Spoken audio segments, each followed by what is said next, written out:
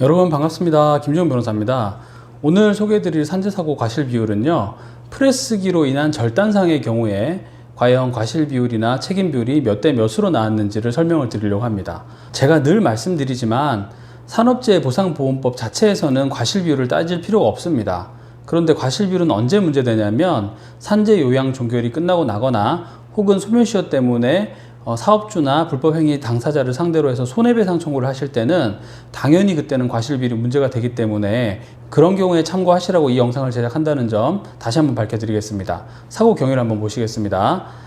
페달을 밟으면 크러치 핀이 빠지면서 상단 금형이 내려와 하단 금형과 맞물리면서 그 사이에 놓여있는 알루미늄 판을 금형의 모양대로 절단해서 프레스 밑으로 떨어지게 만드는 작업 중에 하단 금형에 알루미늄 원판이 끼어서 프레스기 아래로 떨어지지 않아 제품에 결함이 생길 염려가 있자 알루미늄 원판을 하단 금형에서 빼내기 위하여 망치로 위 원판을 두드리는 순간 그 충격으로 페달을 밟지 않았음에도 클러치 핀이 빠지면서 상단 금형이 내려와 피재해자의 오른손이 상하단 금형 사이에 끼어 우전환부 절단상을 입은 그런 사례입니다. 말이 좀 어려운데 이 사고 경위 자체를 이해하려면 프레스기를 한번 생각을 해보셔야 되는데요.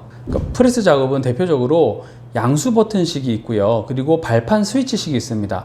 양수 버튼식은 양손으로 버튼을 누르고 있어야만 상단 금형이 내려오니까 이 두 손은 다른 곳에 가 있기 때문에 손이 프레스기에 끼일 염려가 없는 거죠. 그리고 발판 스위치식은 발판을 눌러서 프레스기가 내려오기 때문에 손이 끼일 염려는 있을 수 있지만 그 대신 양손은 자유롭습니다. 자, 그러면 이런 발판 스위치식은 근로자를 어떻게 보호하느냐? 안전장치들이 다 있어요. 전자감응식 안전장치라는 게 있는데요. 상단하고 하단하고 이 금형 사이에 손이나 다른 신체가 들어가면 프레스, 이 쿡 찍어버리는 작업이 정지되도록 하는 그런 장치가 있습니다. 이걸 전자감응식 안전장치라고 합니다. 그리고 여기서 피재해자가 입었던 피해 자체는 우전환부의 절단상인데 여기서 팔꿈치하고 손목 사이 부분, 즉 팔꿈치와 손목 이 사이 부분을 전환부라고 하고 오른쪽 전환부가 절단되었다라는 걸 얘기합니다. 자, 이런 관점에서 다시 한번 사고 경위를 보면 페달을 밟으면 상단 금형이 내려와서 하단 금형을 맞물리면서 그 사이에 놓여있는 알루미늄 판을 금형 모양대로 절단해서 프레스 밑으로 떨어지게 하는 작업입니다. 그런데 내가 이런 페달을 밟았느냐? 밟지 않았어요.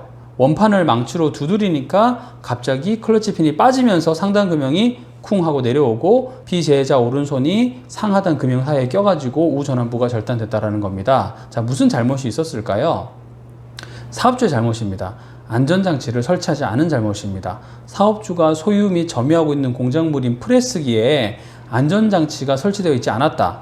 그리고 양수 버튼식 안전장치는 두 손을 다 대고 있어야만 내려오는 건데 이 양수 버튼식 안전장치는 작업 능률에 지장이 있다는 이유로 제거가 된 겁니다. 그러니까 보통은 어떻게 하느냐면 이 두 손을 갖다 대야 하는 경우에 있어 가지고 두 손을 다 갖다 대지 않아도 되도록 한던가 아니면 한 손만 갖다 대고 다른 쪽은 뭐 쇳덩어리나 이런 걸 끼워 가지고 그냥 한 손으로만 작동할 수 있게 만들거나 이런 것들 모두가 안전장치가 제대로 되어 있지 않거나 안전장치를 제거하는 잘못이라는 거죠. 자, 그리고 프레스기 설치 내지 보존상에 하자가 있었다라고 봤습니다. 페달을 밟지 않았는데도 상단 금형이 툭 떨어져 내려왔으니까 결국은 이것은 하자이다. 즉 이 프레스기를 제대로 관리를 했어야 되는데 그렇게 하지 못했다라는 것을 사업주의 잘못으로 본 거예요. 피재해자는 그럼 무슨 잘못이 있다고 봤을까요? 상하단 금형 사이에 신체 일부가 들어가서 상해를 입을 위험이 많으니까 절대로 손을 상하단 금형 사이에는 넣는 일이 없도록 하세요라는 안전교육을 받아왔다라는 거죠.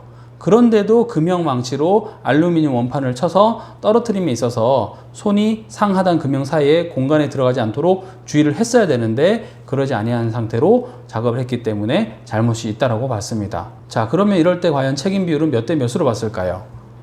피재해자는 40%, 사업주가 60%라고 봤습니다. 이런 경우에 아주 간단하게 얘기를 하자면 산재로 인해서 회복되지 않은 손해가 1억이 있다면 그 중에 60%는 사업주가 책임을 져라 라는 것입니다. 다만 피재해자에게도 40%의 잘못은 있다라고 봤다는 게 이 판결의 핵심적인 판단 사항입니다. 자, 그렇다면 우리가 무엇을 알 수 있습니까?